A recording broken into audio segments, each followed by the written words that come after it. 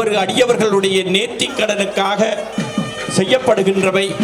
அதை தாளவாத்தியத்தோடு சேர்ந்து அமைக்கின்ற பொழுது அது ஒரு கலையாக மாறுகிறது. அந்த கலையினுடைய வெளிப்பாடாக அம்பாளுக்கு ஒரு பெயர் சதுர் சஷ்டி கலாமயி என்று பெயர். 64 கலைகளினுடைய வடிவமாக விளங்குகின்றவள் அம்பாள். அதனால அவளுக்கு சதுர் சஷ்டி கலாமயி என்று பெயர். சதுர் என்பது 4, சஷ்டி என்பது 6.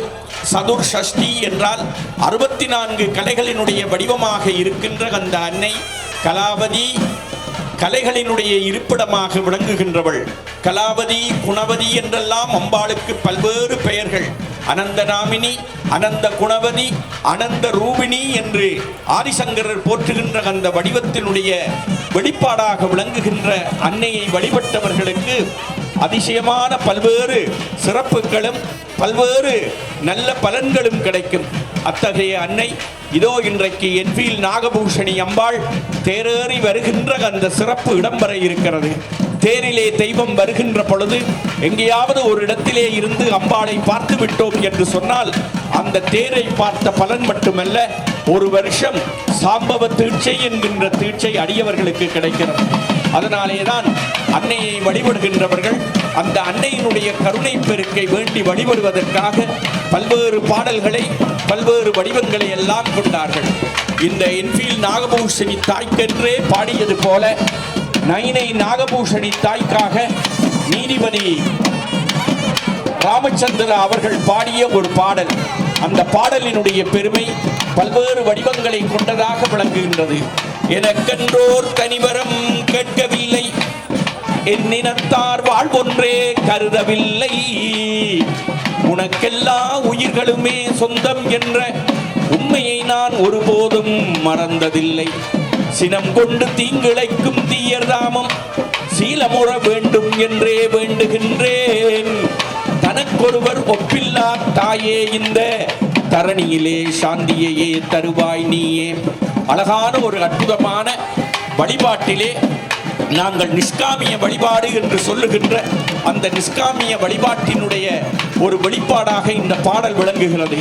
தனக்கு என்று எதையும் கேட்காமல் இந்த உலக நன்மைக்காக கேட்கின்ற அந்த புலவருடைய அரும் கைங்கரியம் அபாரமானது. எனக்கென்றோர் தனிவரம் யான் கேட்கவில்லை, எனக்காக எந்த வரத்தையும் நான் கேட்காமல் இந்த உலகம் நன்றாக வாழ வேண்டும் என்பதற்காக நான் கேட்கிறேன். அதைத்தான் எங்களுடைய ஆலயங்களிலே பூசைகள் நிறைவு பெறுகின்ற பொழுது லோகா சமஸ்தா சுகினோ பவந்து சர்வே ஜனகா சுகினோ பவந்து சமஸ்த மங்களானி பவந்து என்று இறைவனுடைய அருளை வாங்கி பெறுகின்ற பொழுது உலக நன்மைக்காக கேட்கின்ற அந்த பிரார்த்தனை என்பது அற்புதமானது.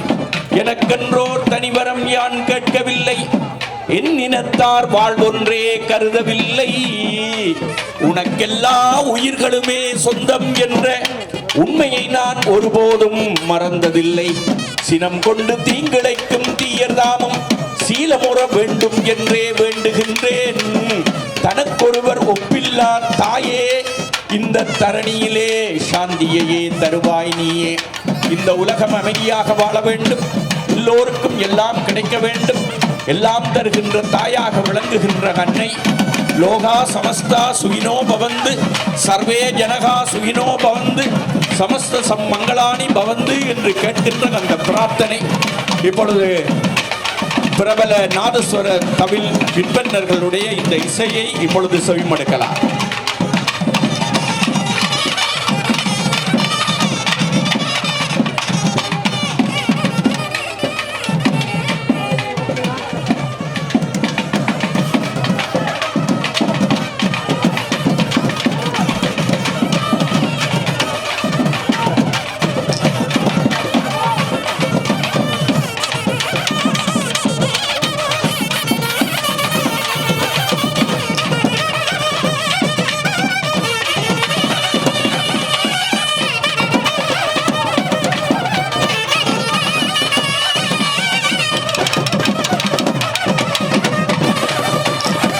அரோகரா, அன்னை நாகபூஷணிக்கு அரோகரா, உலகளந்த உத்தமிக்கு அரோகரா, உலகத்தாய்க்கு அரோகரா, என்ஃபீல்ட் நாகபூஷணி தாய் தேரேறி வர இருக்கிறாள், அவளுக்கு அரோகரா.